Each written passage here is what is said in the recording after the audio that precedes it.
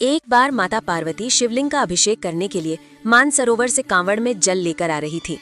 रास्ते में उन्हें एक बूढ़ा ब्राह्मण और उसका पुत्र दिखाई पड़ा।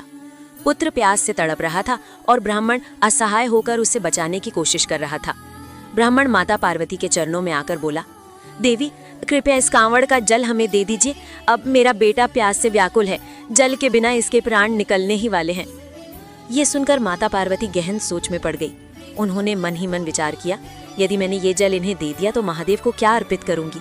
लेकिन अगले ही क्षण उन्होंने निश्चय किया और बोली, यदि मेरे द्वारा इस बालक के प्राण बचते हैं तो ये भी महादेव की भक्ति से कम नहीं, मैं अवश्य ही तुम्हारी सहायता करूंगी। ऐसा कहकर माता पार्वती ने स्वयं उस बालक को जल पिलाया। जैसे ही उसने जल पिया वो तुरंत स्वस्थ हो गया। बालक मुस्कुराते हुए बोला, माता इस कलश में तो अपार जल है, ये कभी समाप्ति नहीं होगा, ये आपकी श्रद्धा और भक्ति का परिणाम है। माता पार्वती प्रसन्न होकर वहां से आगे बढ़ी और पुनः महादेव की आराधना में लग गई। तभी अचानक वो ब्राह्मण और बालक अपने वास्तविक स्वरूप में प्रकट हुए।